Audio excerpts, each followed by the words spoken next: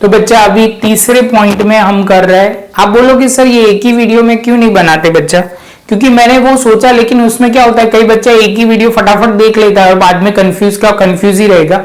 उससे अच्छा है कि एक पॉइंट पढ़ो और क्लियर करो, क्योंकि एग्जामिनेशन में कंफर्म आने वाला है। तो आपको ये कंसेप्ट क्लियर होगा तो आपको कोई डाउट आएंगे नहीं।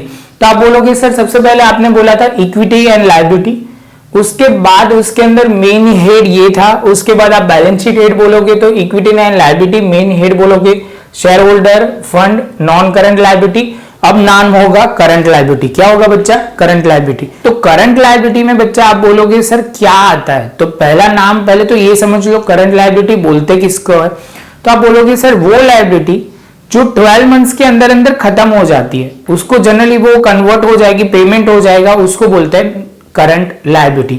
उसके पहले वाले में क्या था, नॉन करंट लायबिलिटी, 12 मंथ से ज्यादा जो होती है वो, और 12 मंथ से कम होती है उसको नॉन करंट लायबिलिटी बोलते हैं। क्लियर है बच्चा। जिसमें सबसे पहला शॉर्ट टर्म बोरोइंग है। बोरोइंग मतलब आप बोलोगे सर ये सिंपली लॉन्ग टर्म बोरोइंग, तो आपने समझा था, क्या समझा था याद है बच्चा, लॉन्ग टर्म बोरोइंग तो ऐसे होना चाहिए, बॉन्ड, डिबेंचर, पब्लिक डिपॉजिट और आप बोलोगे टर्म लोन। ऐसे सर को सामने बोलना है कि सर ये बाद में बोलेंगे हाँ बच्चा क्या बात है, ऐसा आपको याद रहना चाहिए। सर को तो रहेगा वो अच्छी बात है, लेकिन आपको रहेगा वो बहुत इंपॉर्टेंट है। अभी आप बोलोगे सर शॉर्ट टर्म मतलब 12 मंथ से कम, 12 मंथ से कम हमने किसी से बोरो किया है, जिसमें क्या आएगा, जिसका नाम ही है शॉर्ट टर्म लोन, जिसमें लिखा होगा, क्या लिखा होगा सामने, for less than 12 month, for less than 12 month लिखा है, तो आप बोलोगे सर इसमें शॉर्ट टर्म में डाल दो, शॉर्ट टर्म बोरोइंग में डाल दो। क्लियर है बच्चा। सेम वे आप बोलोगे सर यहाँ पे आगे जाना है, उसके बाद bank overdraft and cash credit. Bank overdraft और कैश क्रेडिट दोनों का मतलब क्या है। बैंक ओवरड्राफ्ट मतलब बच्चा आप बोलोगे सर आपके बैलेंस में 10,000 है, लेकिन कंपनी आपको फैसिलिटी देती है कि आप 50,000 तक बैंक में से ले सकते हो, तो वो एक टाइप की लायबिलिटी है। तो सेम वे कैश क्रेडिट भी वैसा ही होता है। आप बोलोगे शॉर्ट टर्म बोरोइंग में दो ही चीज ध्यान रखनी है, एक तो short term loan, cash credit, और तीसरा आप बोलो बैंक ओवरड्राफ्ट। लॉन्ग टर्म में बच्चा तो आप बोलोगे सर डिबेंचर, दूसरा बोलोगे लोन, तीसरा बोलोगे बच्चा पब्लिक डिपॉजिट, और ये जो पॉइंट है उसके साथ आप बोलोगे सर इतने पॉइंट पब्लिक डिपॉजिट, और उसके बाद लॉन्ग टर्म लोन। ये हो जाएगा आपका main long term loan. Short term में आप बोलोगे सर तीन चीज, एक तो शॉर्ट टर्म लोन ही लेनी है जो 12 मंथ से कम हो, आप बोलोगे सर इसके बाद बहुत simple bank overdraft and cash credit. इतना आप ध्यान रख लेते हो तो आपका शॉर्ट टर्म ये खत्म हो गया, शॉर्ट टर्म बोरोइंग। यहाँ पे लॉन्ग टर्म बोरोइंग था, यहाँ पे शॉर्ट टर्म बोरोइंग है। याद रखने की टेक्निक बता रहा हूं बच्चा, ये सब कुछ मैं नहीं बोलूंगा, आप फास्ट फॉरवर्ड में देखोगे तो कहीं जगह पे कंफ्यूजन में आता है, देखो उससे मुझे प्रॉब्लम नहीं है, लेकिन आप ऐसे देखना कि जिसमें इसके बाद दिमाग में बैठे। आप बोलोगे सर उसके बाद ऐसे मत बोलना कि पूरा सब मैं एक्सप्लेन कर लूं उसके बाद कि सर याद कैसे रखे, तो ये सब कुछ सर बता रहे तब आप ध्यान से सुनोगे तो सर को भी और आपके दोनों के लिए फायदा होगा। तो ये पॉइंट ध्यान में रखना। उसके बाद ए खत्म हुआ, सब हेड खत्म हुआ, ए, अब बी की बारी, ट्रेड पेएबल। तो आप बोलोगे सर ट्रेड पेएबल, जो ट्रेड पेएबल है उसका नाम ही ट्रेड पेएबल के अंदर दो चीज आती है, एक क्रेडिटर्स और एक बिल्स पेएबल। दो ही चीज, creditors and bills payable, creditors and bills payable. ध्यान में रखना ट्रेड पेएबल के अंदर दो ही चीज आएगी, क्रेडिटर एंड बिल्स पेएबल। तो ये तो याद रह जाएगा, इसमें कोई प्रॉब्लम नहीं है। पहला हमने कि वो पढ़ा, ए पॉइंट जो था वो क्या था बच्चा, आपको ऐसे याद रहना चाहिए। सब बोलो बच्चा, सब पॉइंट है वो सबसे पहले क्या होगा, तो आप बोलोगे सर शॉर्ट टर्म बोरोइंग। दूसरा क्या पढ़ा, तो ट्रेड पेएबल। क्या पढ़ा बच्चा, ट्रेड पेएबल। तीसरा पॉइंट पढ़ने को शुरू करते हैं, other current liability. Other current liability जो ऐसी लायबिलिटी की जो 12 मंथ्स के अंदर हो, वैसी लायबिलिटी जिसके अंदर हम डिस्कस करेंगे आउटस्टैंडिंग एक्सपेंस, कोई भी एक्सपेंस हमारा बाकी हो तो इनकम रिसीव इन एडवांस। दोनों पॉइंट ध्यान में रखना, आउटस्टैंडिंग एक्सपेंस होते तो और आप बोलोगे इनकम रिसीव इन एडवांस, दोनों पॉइंट हम कंसिडर करेंगे।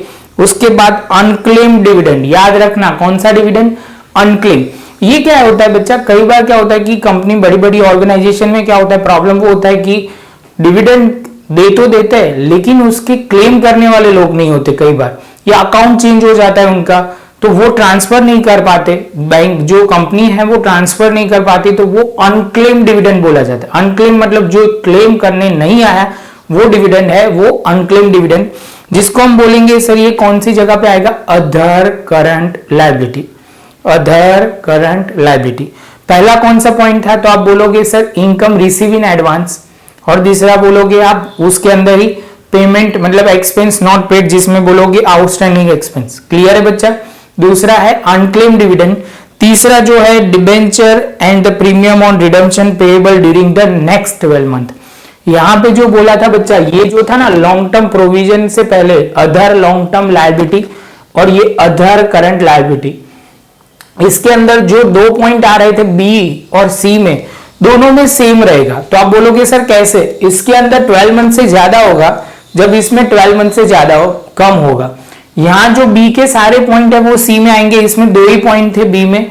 आप बोलोगे सर प्रीमियम जो था, प्रीमियम किसके लिए था, तो आप बोलोगे सर प्रीमियम जो था वो डिबेंचर के लिए रिडम्पशन के वक्त पे करना है वो, और premium for the redemption of preference है। ये दोनों पॉइंट आ जाएंगे जिसमें 12 मंथ से कम में होगा तब, payable during the next 12 month. याद ध्यान रहेगा बच्चा।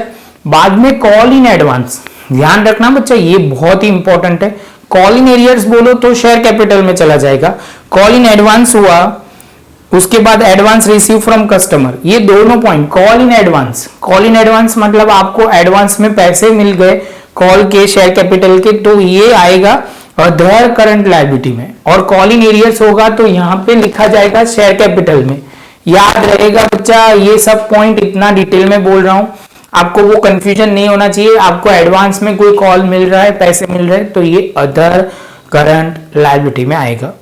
इसके बाद बच्चा है outstanding interest on debenture, interest payment करना बाकी है हमारा डिबेंचर पे, तो वो अदर करंट लायबिलिटी में आएगा। अदर करंट लायबिलिटी में आउटस्टैंडिंग इंटरेस्ट ऑन डिबेंचर आएगा। आउटस्टैंडिंग क्या आएगा बच्चा, अदर करंट लायबिलिटी में आएगा। इसके साथ बच्चा हमारा ये पॉइंट खत्म। 9th पॉइंट है वो short term provision. Short term provision ये आप समझना, यहाँ पे लॉन्ग टर्म प्रोविजन है, यहाँ पे शॉर्ट टर्म प्रोविजन है। आप बोलोगे सर इसके 3 नाम और इसके 3 नाम सेम है, खाली बीच में बी पार्ट चेंज आ गया है, ट्रेड पेएबल। सीक्वेंसिंग आपको एग्जाम में यही लिखनी पड़ेगी। शांति से देखोगे यहाँ लॉन्ग टर्म बोरिंग है, यहाँ शॉर्ट टर्म बोरिंग है। अदर लॉन्ग टर्म लायबिलिटी, यहाँ other current liability, long term provision, short term provision, बस ये ध्यान में रखना है। अभी बच्चा सर एक एक लॉजिक आपके माइंड में बिठा रहे, लेकिन आपको थोड़ा अपनी और भी बिठाना पड़ेगा, तब जाके आपको क्लैरिटी आएगी। समझना, अभी एक और डिविडेंड आ रहा है जिसमें अदर शॉर्ट टर्म प्रोविजन के अंदर आप बोलोगे सर ये जो है वो क्या है, प्रपोज्ड डिविडेंड। प्रपोज्ड डिविडेंड ये क्या होता है बच्चा, ये अनक्लेम डिविडेंड था उससे पहले, ये प्रपोज डिविडेंड अभी प्रपोज हुआ है, मतलब अभी बात हुई है। कंफर्म डिविडेंड पेमेंट होगा वो फाइनल डिविडेंड वर्ड यूज होता है। प्रपोज डिविडेंड होगा बच्चा, वो आपको ध्यान में रखना है, वो शॉर्ट टर्म प्रोविजन में आएगा, यहाँ पे क्लियर कर देना है। और लॉन्ग टर्म प्रोविजन में मैंने समझाया था बच्चा, आप बोल सकते हो लॉन्ग टर्म प्रोविजन क्या होता है, तो आप बोलोगे सर ऐसा प्रोविजन जो स्पेसिफिक पर्पस के लिए होता है, 12 मंथ से ज्यादा होता है, एक बात। दूसरी बात, उसमें सर आपने पीएफ ग्रेजुइटी और प्रोविडेंट फंड समझाया था, और वर्कर सेविंग्स, और दूसरा क्या समझाया था, वर्कर प्रॉफिट शेयरिंग फंड। ऐसा बच्चे याद रहेगा तो कोई भी सम होगा आपके लिए बाएं हाथ का खेल होगा। आप बोलोगे सर आपको कैसे याद रहता है, सब प्रैक्टिस से याद रहता है। आपको भी याद रहेगा जब आप इतनी प्रैक्टिस करोगे तब, क्योंकि हमारे लिए हर साल का है, आपके लिए पहली बार है, पर लेकिन करोगे तो आप भी इतना परफेक्ट बोल सकते हो। तो आप बोलोगे सर इसके अंदर प्रोविजन फॉर टैक्सेशन होगा, प्रोविजन फॉर टैक्स करना है।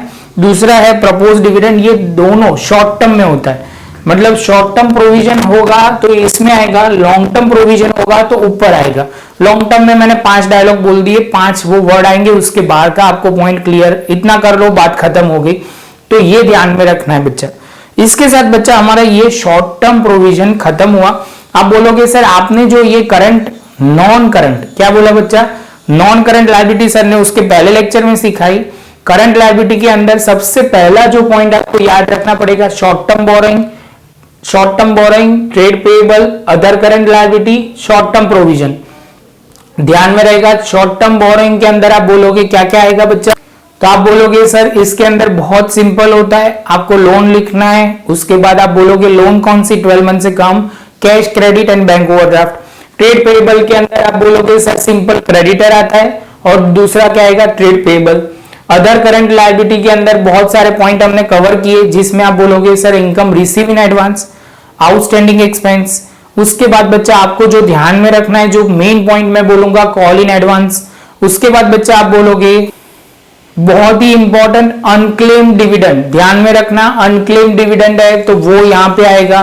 कस्टमर से एडवांस में मिल रहा है, advance receive from customer, interest on debenture is outstanding होगा तो यहां पे आएगा, ये सारे आएगा। लास्ट में हमने 2 पॉइंट सीखा जिसका नाम है short term provision. Short term provision में भी 2 पॉइंट ध्यान में रखने, प्रपोज डिविडेंड एंड आप बोलोगे सर प्रोविजन फॉर टैक्सेशन या प्रोविजन फॉर टैक्स। इतना याद रखो बच्चा, आधा कंप्लीट, आधा यहां मतलब टोटल हो जाएगा। उसके बाद क्या करना है बच्चा, तो उसके बाद अभी हम असेट नेक्स्ट सेशन में लेंगे। आप कंटिन्यूएशन में ये देखते जाना है, आपको ऐसा नहीं है कि ये वीडियो खत्म, आपको तो एक खत्म हुआ दूसरा, आप लिखते जाओ। मैंने आपकी आसानी के लिए ये वीडियो टुकड़े मतलब कट कर दिया है, जिसको एक ही लेक्चर में ये करवा सकते हैं, 1 आवर पूरा ले लो, लेकिन बहुत लंबा लगता है। उससे अच्छा है 10-10 मिनट के एक स्लॉट, एक पॉइंट क्लियर करो, उसके बाद ही आगे बढ़ो। पुराना रिवीजन होगा, इनडायरेक्टली आपको लिंक बैठेगी। चलो बच्चा, तो यही हम खत्म करते हैं, मिलते हैं नेक्स्ट लेक्चर में। मेन जो बैलेंस शीट का हेड है वो पॉइंट कौन सा होगा, असेट, और उसके अंदर हम कौन सा डिस्कस करेंगे, नॉन करंट असेट के बारे में डिस्कशन करेंगे।